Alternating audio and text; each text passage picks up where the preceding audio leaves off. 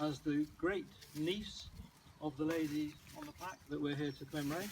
And we very much appreciate you coming here and saying a few words about the history and the person behind the plaque. So, over to you. Thank you. Right. Okay, you're standing at a very discreet distance from me. Can you hear if I do this? Yes. Brilliant. All of you, even Ruth, would you? Okay. Well, it's my pleasure to be here. I'm absolutely delighted to be here, and the whole occasion absolutely fantastic. So, first of all, I'm only going to say a few words. I don't want to bore people. I've been told not to apologise by my daughter, so time to stop. So I won't. Right, first of all, I'd like to thank the Civic Society, and particularly Tim and the chair, and all the other people involved for putting this on and doing this fantastic, which I haven't yet seen. Everybody else has seen it, but I haven't seen it, and I'm really dying to see it, but that's the treat in store. I'd like to thank particularly Pat. Where is she? Pat France. She was the one who initiated the interest in my great aunt Margaret a long time ago, Pat, over 10 years ago. And she persisted. She wrote, and because of her, really, she got me interested in writing a short family book, which I hadn't done before, but and she sort of goaded me on. And she got the locality and people here interested, the Civic Society, and so she was the prime mover in a way. I'd like to thank the current director, where is he, and wife for welcoming this plaque in their front garden, as it were. And, very, very, very good. Very, very, very, very kind. Okay. Now, sadly, some of our family didn't manage to make it today because the car keys were lost. So all the people here, I'm the great niece, one of the two great nieces who knew Aunt Margaret. My older sister, unfortunately, wasn't able to come. And then I have two great nieces, my two daughters here, standing side by side. Of the people here, Ruth Cohen is who a lot of you have already spoken to, is writing and has almost finished, and has been working on it for many years, a comprehensive biography of Margaret. And we're all dying for it to come out. But it's great for her to come up here all the way from London to be here. So that's fantastic. So, now I just wanted, for those of you who don't know, and it's always a bit embarrassing because, of course, Ruth knows much more than I do now about my own hero. She does. So, putting her in context, exactly how it came about that there's this interest. Her father, the Reverend John Llewelyn Davies, known in the family as Llewelyn, was a rector of a big church in Marylebone, in a very poor area of London at the time, for 36 years. And he was a very well-known scholar. And he was also, as it happened, one of those Victorian clergymen who climbed mountains and did some first ascents in the Alps. So he was rather a fantastic character, and he made no secret of the fact that he was extremely radical in his views. He was a chaplain to Queen Victoria, and she was not amused by his beliefs and the things he did, women. He was very supportive of Margaret and of things like the education of women, and also the women's hospital, Elizabeth Garrett Anderson Hospital. He was one of the founder members of that. He did a lot of things, but very, very radical. And so it was scarcely surprising that one would have expected what they call preferment, that he would be made a bishop, like all my husband's relations were made bishops, because they were sort of, they weren't radical. So, instead of that, he was banished to a little place up in the north, Kirby Lonsdale. And the only person who wasn't upset by this was he himself. All his mates in the church and all the people he knew and all the people who admired him in London were absolutely shocked by him being banished right up to here. But he was thrilled, and he loved living among the mountains. And he stayed here for a very long time, didn't he, Ruth? Was it 19 years? Right, is that right?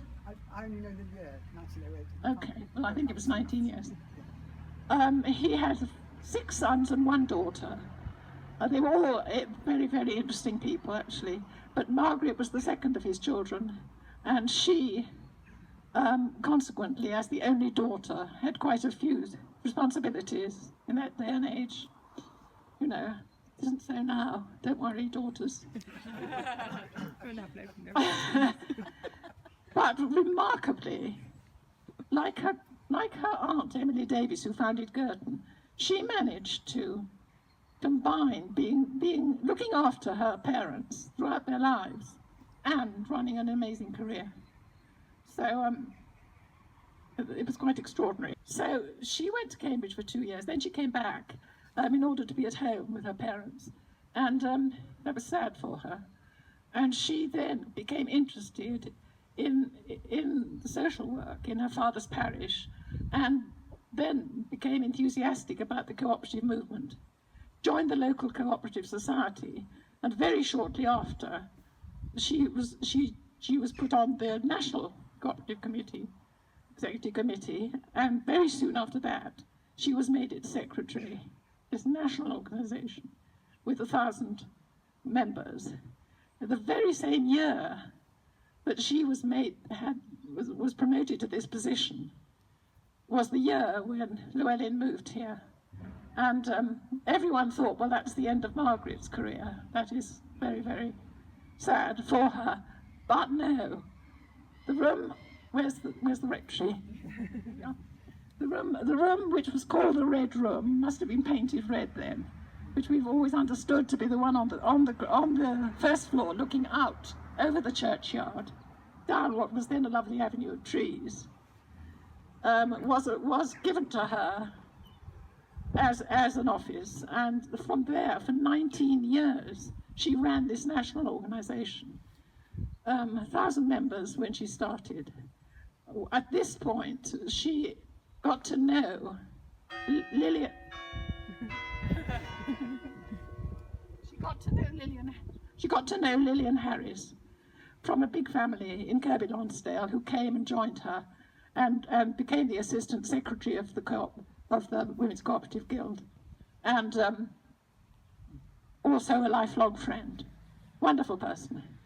Now, and during that time, as I say, it increased greatly, and in fact it proved to be a very good place to be, because a lot of the cooperative movement started in the cotton towns and places in Lancashire, and she was able to visit them, etc. It's difficult for us to imagine, in the days when communication is so easy, just how hard it must have been. There were telegraphs and there was the post, but otherwise the letters had to be taken to the post office in the family wheelbarrow. It was just unbelievable how she managed to successfully organise and run this organisation with the help of Lillian and others. Now, let me just think what I want to say. I don't want to say too much. When she came here, she was 27 and in charge of a national organisation. Her father retired when he was 83, actually. He came here 19 years before that. I can't do the sums at the moment. But at an age when one would have expected him to retire. So that was quite extraordinary. After they left Kirby Lonsdale when he was 83, during his time here, he lost his wife very suddenly, and 2 of his sons died. So he's all a bit, his wife and the youngest treasured son is buried just outside the rectory. There were 13 years after he left when she went on working for the guild, and then she retired. And I've done up my coat, but I'm wearing the medallion that she was presented with in Portsmouth and given the freedom of the cooperative movement. Can I reach it? Perhaps you could look at it afterwards. It's somewhere here. I'm very proud to have it.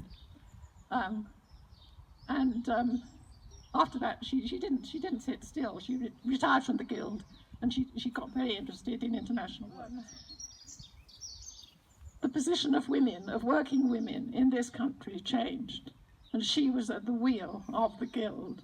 And it was an incredible achievement, really. For the first time, working women, and particularly wives and mothers, who really had the most appalling conditions, and they were able, for the first time, to have a voice.